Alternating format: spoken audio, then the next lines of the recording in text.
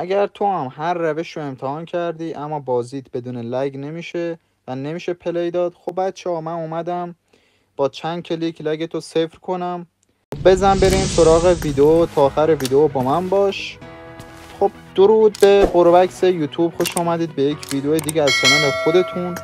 من محمد هستم و اینجا کانال تیتان پلیه که کلی محتوای خفن در مورد پابجی میذارم براتون. خب دوستان گرامی، بریم سراغ گیم پلی. بعد گیم پلی آموزش 0 تا 100 حذف لگ رو بهتون کامل توضیح دادم. خب بزن بریم، لت گو.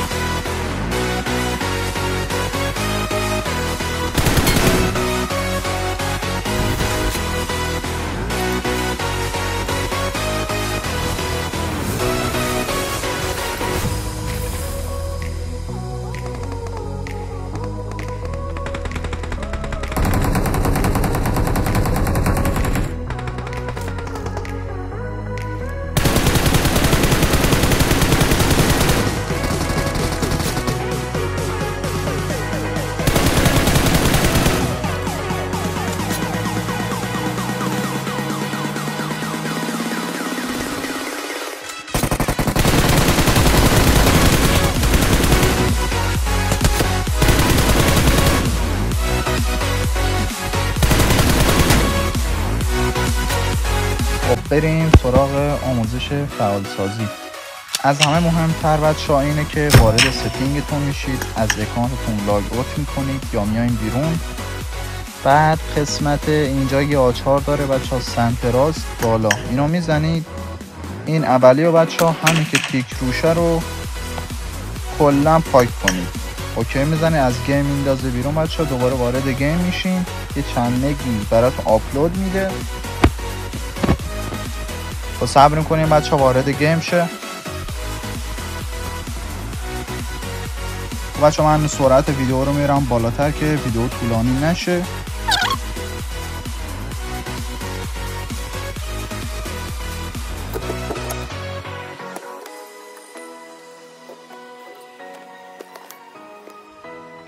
خب دوستان دوباره وارد گیم میشیم. خب وارد گیم شدیم که میبینید بچه ها بعد اینکه دانلود کردید. خب بچه‌ها چند تا چیز دیگه هم هست، اونا رو هم بهتون بگم. خب وارد ستینگ میشید، قسمت کنترل. خب بچه‌ها این قسمت کاری نداریم، ادوانس کنترل میایم بچه‌ها، میایم پایین بچه‌ها. قسمت ریکوردینگ و قسمت تیم چیه، دیسپلی ستینگ بچه‌ها. این قسمت حالا اون خیلی مهم نیست بچه‌ها. قسمت آخر این قسمت ریکوردینگ اینجا بچه خیلی مهمه. این سه تا گزینه‌ای که اینجا روشنه حتما خاموش باشه، دیسیبل باشه، لگتون رو خیلی کم میکنه. اینا رو خاموش کنید. برمیگردیم داخل گرافیک.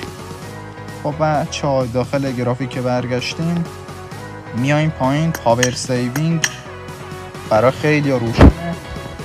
خب بچه‌ها دیسیبلش میکنیم.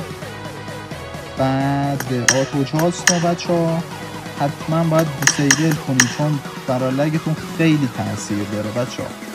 خب چیز دیگه میمونه بهتون بگم بچه‌ها دیگه.